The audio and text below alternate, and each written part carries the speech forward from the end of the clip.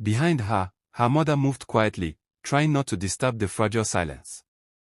Mitchell could hear the careful sounds, water poured into a kettle, the scrape of bread against a knife, the sigh her mother always released when she thought no one was listening. "Mitchell," Mrs. Johnson said softly. No answer. Her mother sat on the edge of the mattress, the weight of her settling there familiar and grounding. She did not touch Mitchell immediately. She had learned long ago that pain needed space before it accepted comfort. "When the sun comes out," her mother said gently, "we must still breathe." Mitchell swallowed. "I did everything right. I know. I stayed quiet. I studied. I didn't fight anyone. I didn't beg. I know." "Then why?" Mitchell asked, her voice cracking. "Why is it still happening?" Her mother placed a hand on her back, warm and steady. "Because some people are afraid of what they cannot control." Mitchell laughed suddenly, sharply. "I can't even control my own life." Her mother smiled sadly. "You control your heart. That is already more than many people have." By noon, Mitchell had still not stood up. She watched the sunlight creep slowly across the floor, stopping just short of her feet, as if it too was afraid to cross the line. Hunger came and went without permission. Shame sat beside her like an unwanted guest. Then her phone buzzed. She ignored it. It buzzed again. Slowly, reluctantly, she reached for it. "Eric, I'm coming." Her chest tightened painfully. Part of her wanted to throw the phone across the room. Another part wanted to hide. A smaller, traitorous part felt relief. When the knock came, it was hesitant. Her mother opened the door. Eric stood there, suddenly uncertain, his confidence stripped away by the narrow room, the peeling paint, the single chair pushed against the wall. He had been in poor neighborhoods before, through tinted windows, past them, never inside them. "Good afternoon, Ma," he said respectfully. Mrs. Johnson studied him for a moment, then stepped aside. "Come in." Mitchell sat up slowly, pulling her knees close to her chest. When their eyes met, something shifted, recognition mixed with guilt, care tangled with helplessness. "I'm sorry," Mitchell said immediately. He frowned. "For what?" "For bringing trouble into your life." His jaw tightened. "You didn't. They wouldn't be investigating if I wasn't here." He sat down on the mattress without thinking, the springs creaking under his weight. "Mitchell, look at me." She didn't. "My parents think you planned this," he continued quietly. "They think you're manipulating me." Her breath caught, sharp and humiliating. "And you?" He hesitated. Just for a second. But she felt it. That hesitation slid between them like a blade. "I know you didn't do it," he said quickly. My father doesn't lose battles." She nodded slowly. "Neither does hunger." The silence stretched. "I argued with them," he said.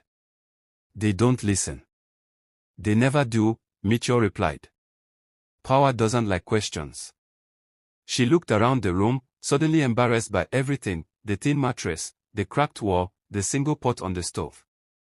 "This is where I come from," she said quietly. "There's nothing to take from me." Eric felt something settle heavily in his chest. "I don't want to lose you," he said. She finally looked at him then, her eyes tired but sharp. "I don't want to lose myself." Outside, someone shouted over a disagreement about tomatoes. Life went on. Samantha Davis had always believed that power was something you wore. She wore it in the smooth fall of her hair, in the careless way teachers listened when she spoke, in the certainty that followed her footsteps through Kingsbridge like an obedient shadow. Power had always answered her. It had never asked questions. So when Mitchell disappeared from school, Samantha felt satisfied in the quiet, tidy way one feels after cleaning a room. No shouting. No drama. Just absence. "Such a shame," Samantha said lightly in the cafeteria, stirring her smoothie with a silver spoon. "I thought she was stronger than that." Zora nodded. "People like her crack easily." Samantha smiled, slow and pleased. They always do. Around them, students absorb the lesson without needing it explained. The scholarship girl was gone. Order had been restored. But something unexpected happened. Eric did not return to normal. He stopped laughing loudly in corridors. He stopped sitting with Samantha at lunch. He stopped pretending this was nothing. He asked questions, too many, and too directly. Who filed the complaint? He demanded from the administration office one afternoon. That information is confidential, the secretary replied stiffly. Confidential to protect who? He asked. The woman pursed her lips. You should speak to your parents. He did. That evening, dinner at the Lawson's house was unusually tense. The table was long and polished, the food perfect and untouched. His father scrolled through his phone as though Eric was not there at all.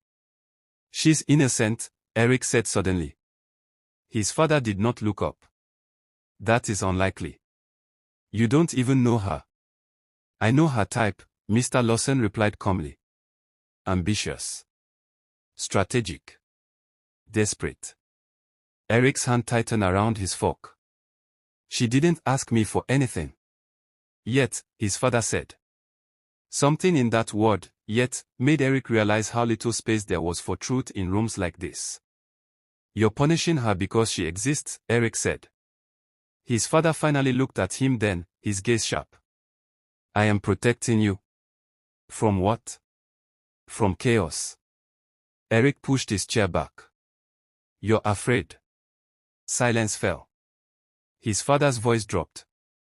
You are young. You think love is bravery. It is not. Control is. Eric left the table without another word. That night, he lay awake in his room surrounded by comfort he no longer trusted. For the first time in his life, he wondered what his parents would sacrifice to preserve order, and whether he had already been included in the cost. Across the city, Mitchell spent her days at the market. She carried baskets. She counted change.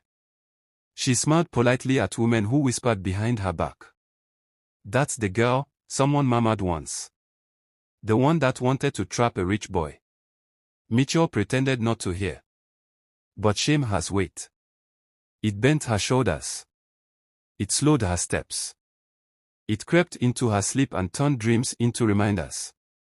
At night, she replayed everything she might have done differently, every laugh, every conversation, every moment she had dared to feel seen. One afternoon, as she arranged tomatoes carefully on a tray, a familiar voice spoke behind her. They always stack them wrong here. She turned. Mr. Donald stood there, his old leather bag slung over one shoulder, his eyes thoughtful. She felt something loosen in her chest immediately. They say I'm a problem, Mitchell said quietly. They say many things, he replied. Most of them are lies told loudly. He bought tomatoes he did not need and waited until they sat together on overturned crates. I've been watching, he said. Patterns matter. Lies repeat themselves. He pulled out a flash drive. Rich children assume no one will question them, he continued. That is arrogance. And arrogance leaves fingerprints. Mitchell stared at the drive, hope and fear wrestling inside her. What if it changes nothing? She asked. What if the truth still isn't enough? Mr. Donald smiled gently. Then at least you will not disappear quietly. That night, Mitchell told her mother everything. Mrs. Johnson listened, nodding slowly. Truth is stubborn, she said. It waits.